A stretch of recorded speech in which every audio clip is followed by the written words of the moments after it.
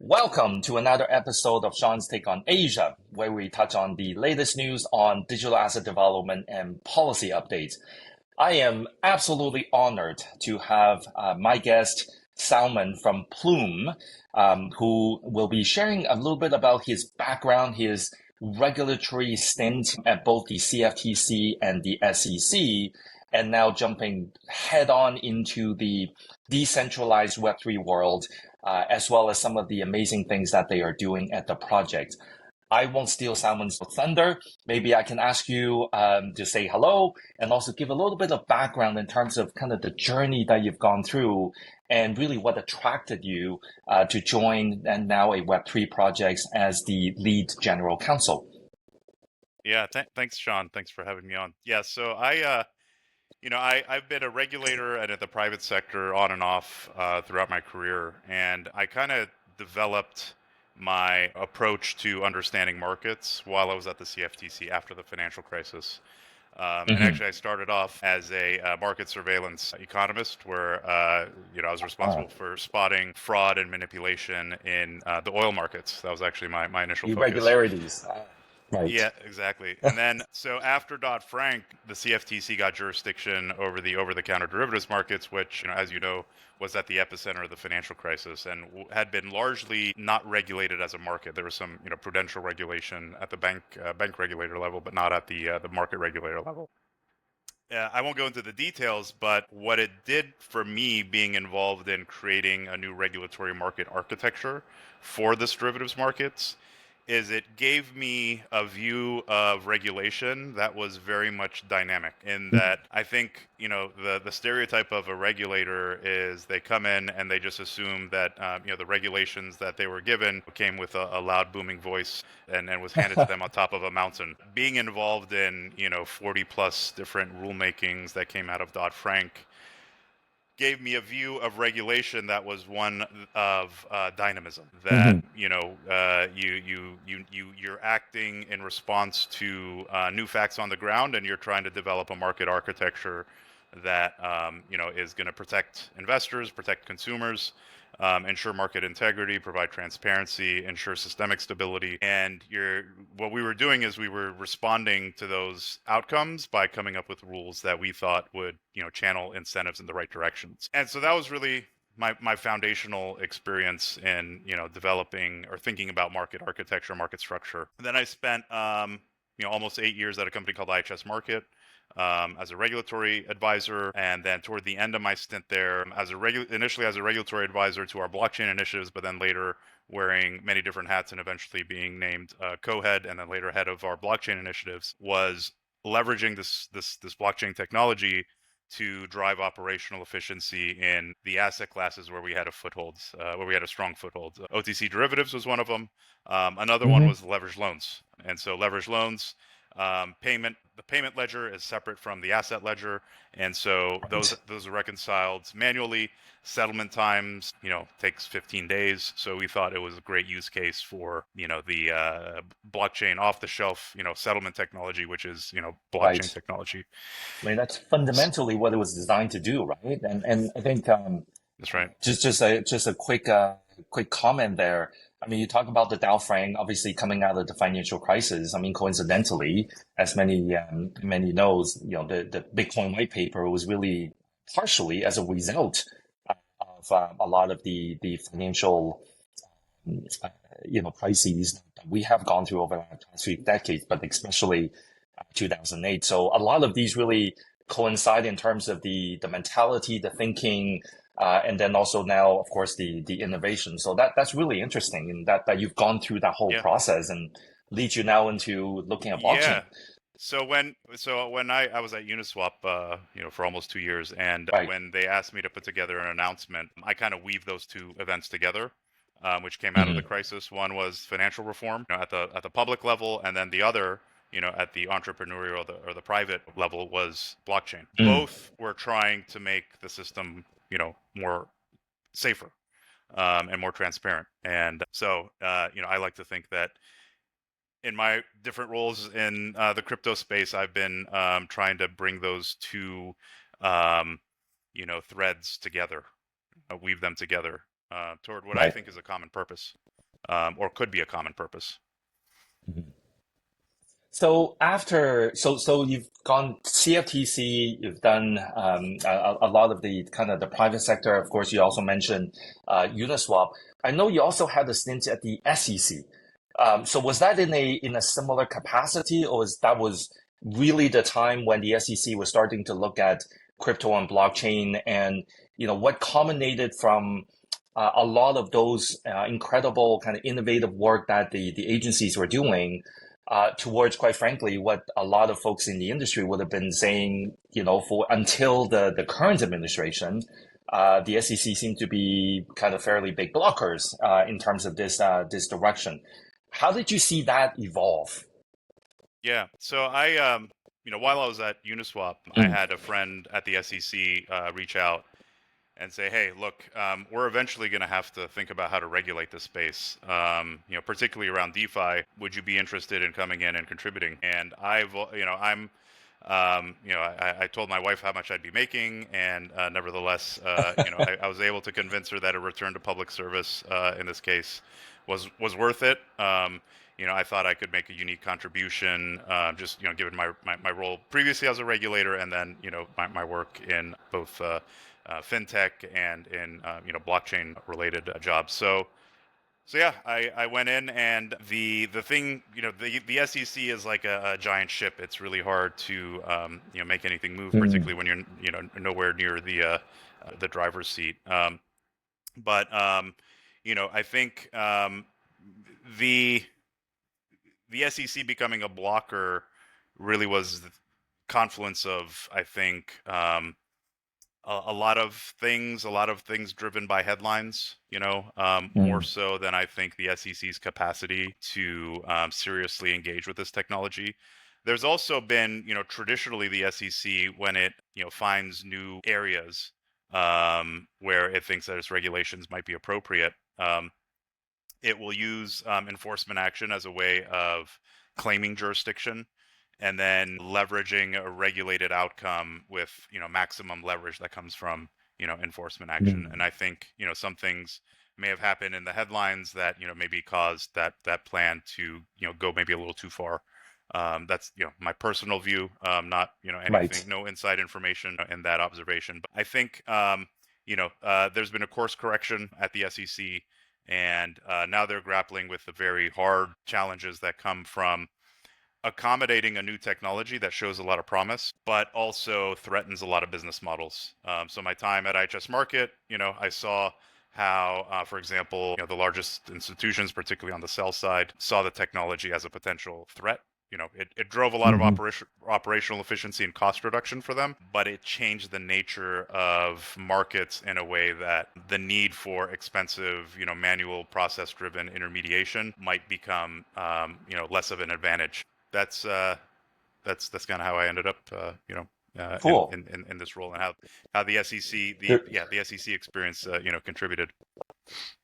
there's a lot to unpack there, but I certainly don't want this to be an entire episode about about the U.S. Crypto regulatory development. Let's Yeah. jump ahead. Let's jump into your role now at Plume.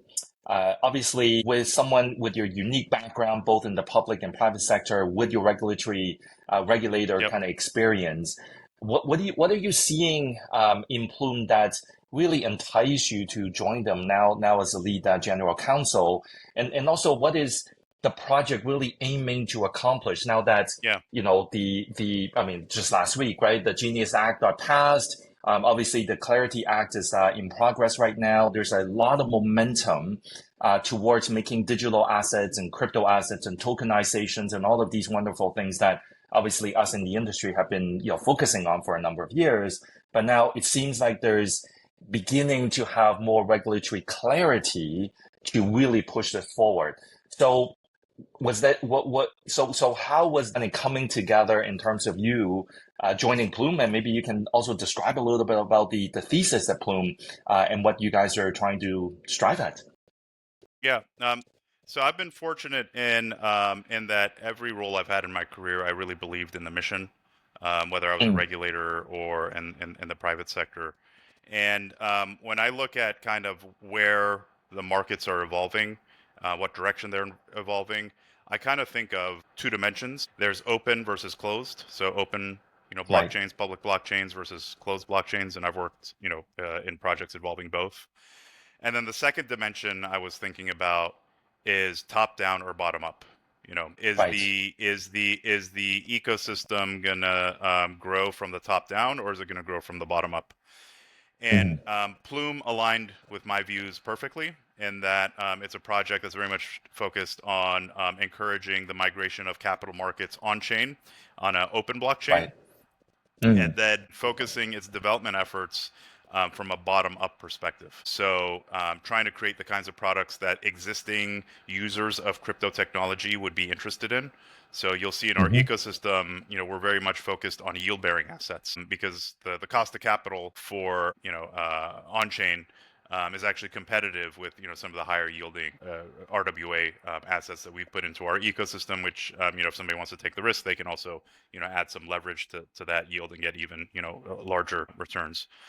So yeah, we're focused on across those two dimensions, open blockchain and bottom up, and really there was no other choice, no other project. There are crypto projects that might be using a bottom up approach, but they're not building RWAs. They're not encouraging Right. RWAs, and then there are projects that do have a lot of RWAs, but they've tended to be closed, and the value add from a closed permissioned blockchain, it's going to take a very long time, I think, to get sufficient Mm. demand for those products. Very, very interesting. I mean, literally yesterday, I had a very large kind of U.S.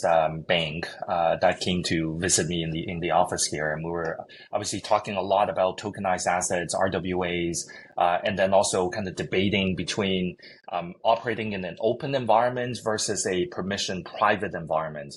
Now, I was originally thinking that they would probably, given the size and given the breadth and in history that they have, I would have thought that they would prefer to operate more in a permission private environment. But to my surprise, they immediately asked me in terms of my stablecoin project here, whether we're operating in a private closed environment geared towards a particular use case, or it was meant to be more broad across the board. And they, I said, obviously, coming from my background, I certainly, prefer open source, decentralized, trustless, but with more permissioned access and application sitting on top. And I think that serves the purpose very well on that front. And I think it mimics, very closely to what you were sharing, and also what Plume is driving at. So I'm curious to know then. I know when we got connected, was one of the reason was because your team and your founder and yourself were both in Hong Kong quite recently, and given the fact that you guys are a U.S. project, obviously focusing a lot on assets that are originating in the U.S., is there anything particular in Hong Kong that kind of attracted you to come, both in terms of potentially the ecosystem perspective, regulatory perspective, or also some of the assets that you may be looking at? I mean, obviously, don't have to Yeah, cover anything confidential. I'm just curious at the high level in terms of what yeah, you're seeing. yeah. So there's kind of the policy environment, the regulatory, the Hmm. direction that the regulatory environment's moving is very, very, very promising out of Hong Kong. I actually had a discussion with a very senior Democrat today where we talked about this. Hong Kong, the HKMA came out with a study about 2 years ago, which looked at the potential effects of tokenization on bonds. And they found Right. a very significant effect in terms of lower yields, so lowering the cost of capital for borrowers.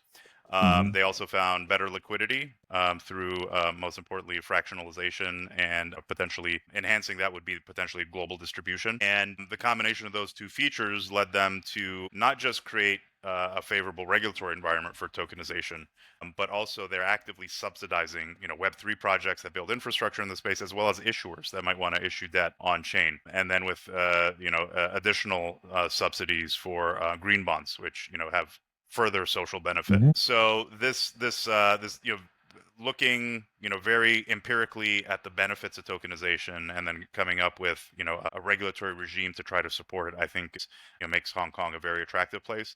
And then in addition, Hong Kong is the gateway to the Chinese mainland. And so Hmm. that's, one of the biggest markets in the world, very, fast growing capital market at the, center of a global trade network and the physical space. And when we talk to people around the world, there's tremendous demand for U.S. dollar assets, which currently dominate our Hmm. ecosystem. And but we're Right. actively working to try to bring Hong Kong dollar and as well as other assets denominated in other currencies into our ecosystem. Still very early days.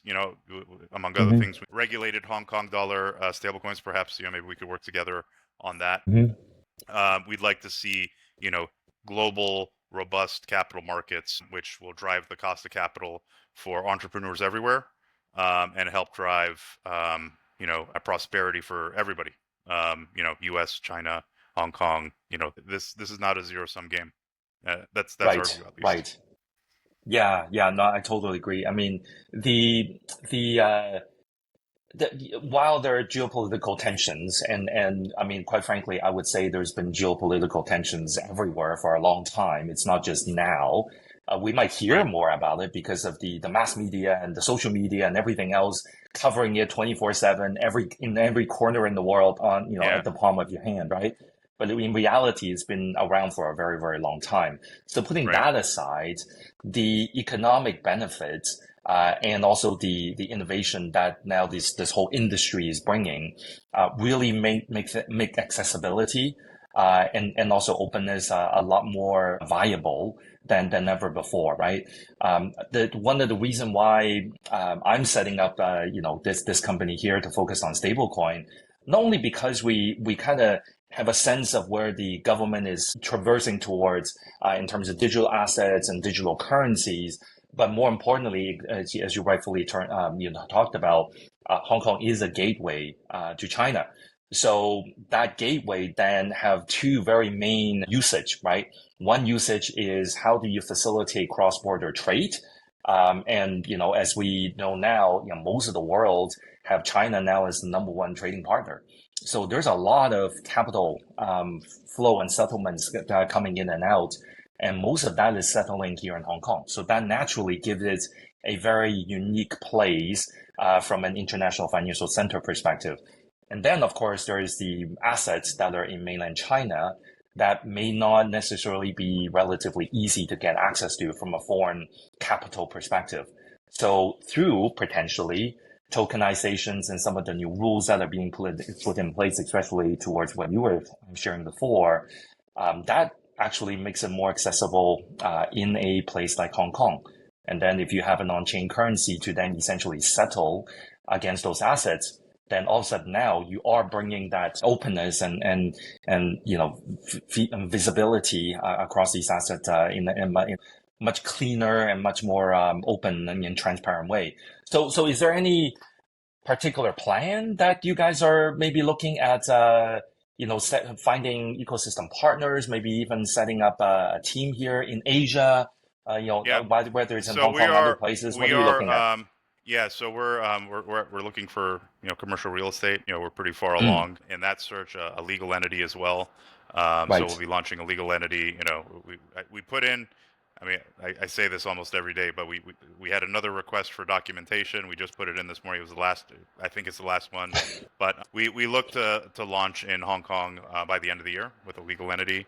We are great. actively, seeking partnerships. And as a starting point, is Hmm. a stablecoin issuer. And I think later this year, sometime, the initial set of stablecoin issuers will be granted their licenses. So would love to bring a Hong Kong stablecoin into our ecosystem alongside the US dollar stablecoins we have.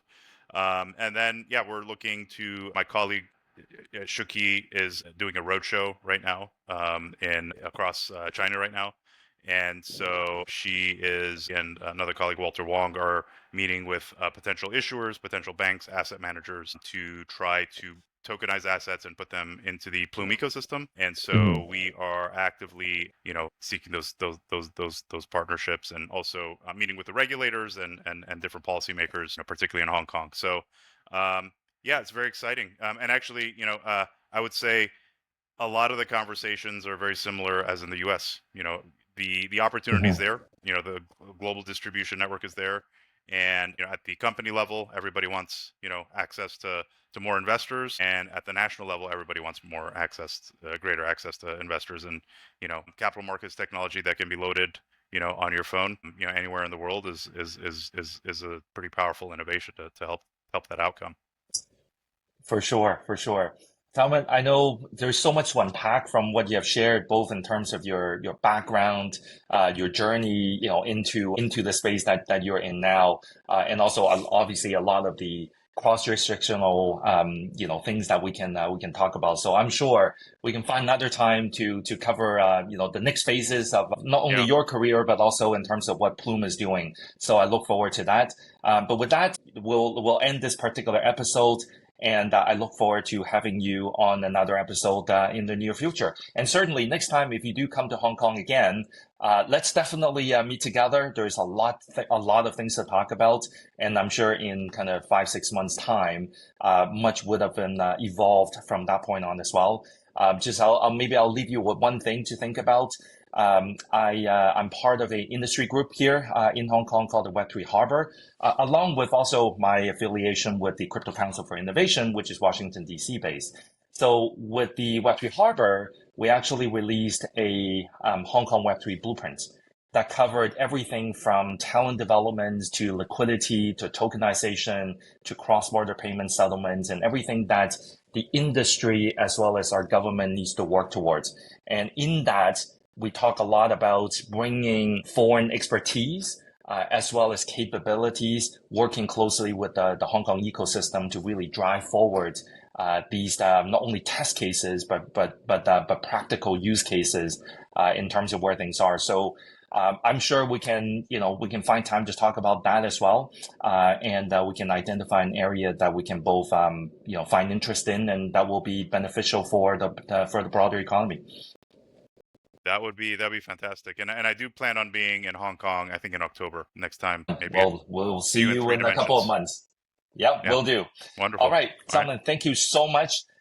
That's it for this episode of Sean's Take on Asia. If you like this content, please give a like and also follow me on LinkedIn and as well as subscribe to the YouTube channel. Until next time, keep fit, keep innovating, and keep demonstrating the transformational promise of Web3.